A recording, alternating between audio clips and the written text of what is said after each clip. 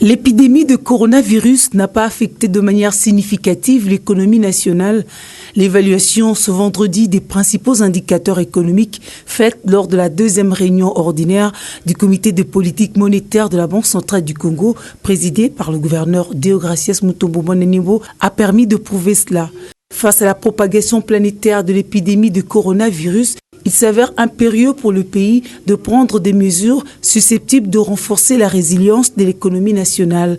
Le gouverneur de la Banque centrale du Congo, Deogracias Mutombo Monenimbo, qui en fait le plaidoyer, souligne le caractère prioritaire d'une telle démarche.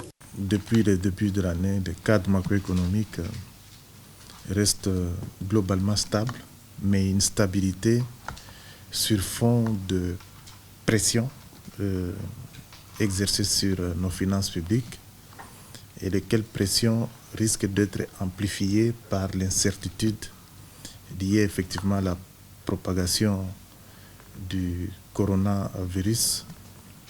Le coronavirus est aujourd'hui considéré, si pas comme l'ennemi public numéro 1, mais le facteur de risque numéro 1 pour la croissance de toutes les nations.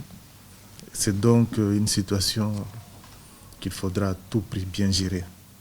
Le corona n'a pas encore affecté de manière significative notre économie parce que sur le plan de l'économie réelle, le taux de croissance estimé a été bien évidemment réduit à la baisse à 4,1%, taux de croissance du PIB, contre une première estimation que nous avons faite au début de l'année de 4,6. Il vous souviendra qu'en 2018, nous avons fait un taux de croissance de 5,8.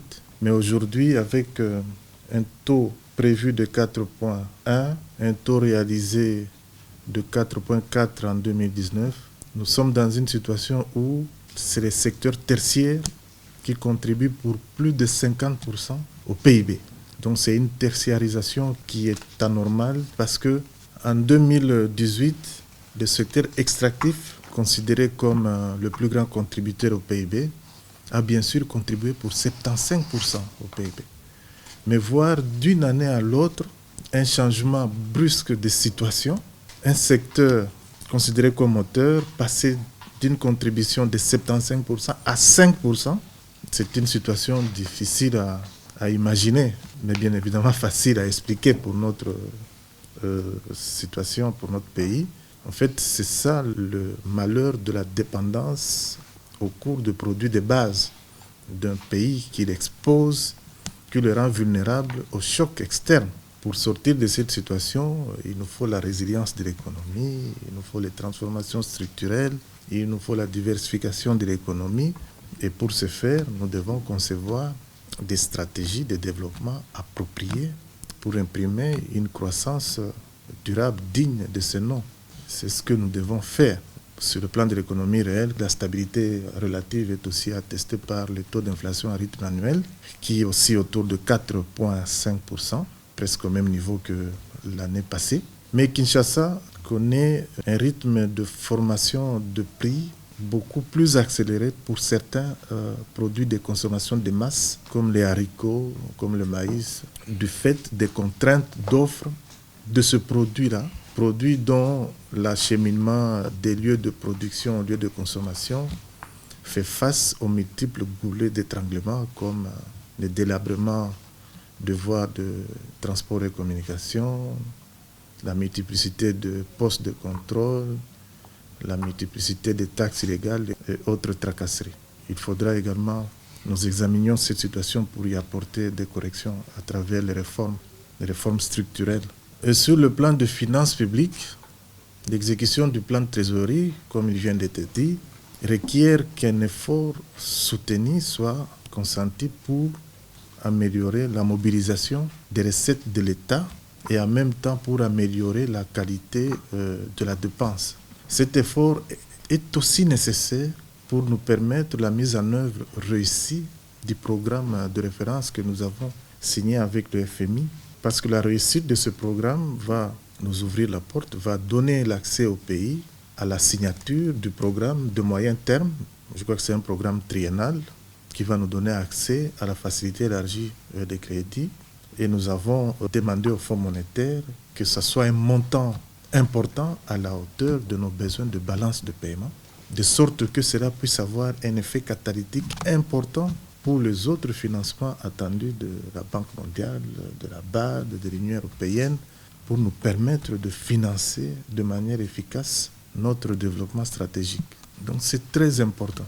Et sur le marché de change, il y a aussi une relative stabilité, mais avec une volatilité d'amplitude beaucoup plus importante que l'année passée. Aujourd'hui, nous sommes à pratiquement 1700 francs congolais de dollars à l'interbancaire. Si vous comparez au taux du 31 décembre, nous avons une dépréciation de 1,64. Alors qu'à fin mars, nous ne sommes pas encore à fin mars, la dépréciation cumulée de 2019 était de 0,21%. Donc c'est 8 fois plus que l'année passée. Là aussi, il faut y accorder beaucoup d'attention. Le parallèle également est à 1760, comparé à fin décembre 2019, nous sommes à une dépréciation de 1,91 contre 0,85 à fin mars.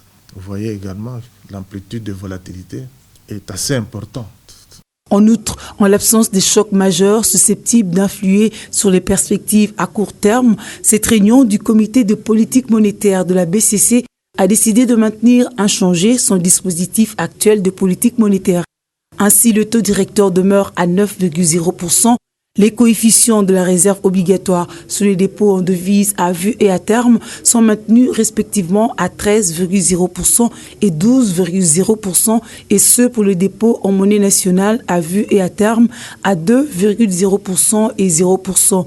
Et le bon BCC sera éventuellement utilisé pour la régulation de la liquidité. Il faut également noter que la baisse de la demande internationale que nous connaissons depuis un certain temps, plusieurs années déjà, laquelle baisse risque d'être accélérée par la propagation planétaire du coronavirus. Cette baisse a déjà induit une chute de cours du cuivre, du cobalt, surtout du pétrole. Le cuivre qui était à 6183 $ la tonne à fin décembre est vendu aujourd'hui à 5590. Donc c'est presque 10% de perdu. Heureusement que le cobalt reste encore stable à 33 000 $ la tonne.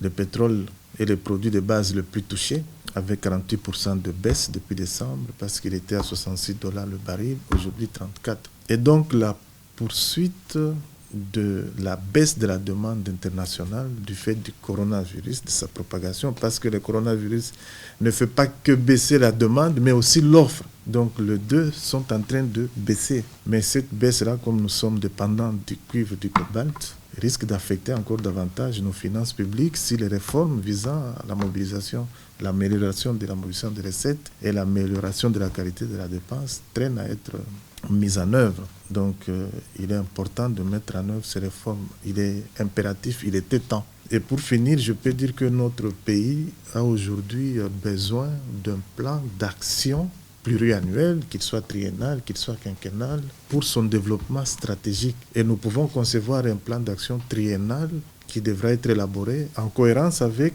le programme triennal que nous signerons avec le FMI, le programme de moyen terme, parce qu'il est de 3 ans. Nous avons la chance de faire un plan d'action national qui est cohérent avec le programme de 3 ans que nous signerons avec le FMI pour bien imprimer la croissance dans notre pays. Et ce plan d'action, bien évidemment, va clairement indiquer toutes les actions à mener, des chronogrammes de réalisation pour chaque année, le financement requis pour chaque action, les organes appelés à réaliser telle ou telle action et les objectifs à atteindre. C'est comme ça qu'on travaille s'il faut obtenir une croissance durable dans le temps. Vous avez des objectifs fixés. Un dernier objectif final, c'est le bien-être de la population, c'est la croissance, mais il y a des objectifs intermédiaires.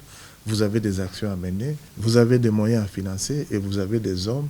Et c'est là la performance économique.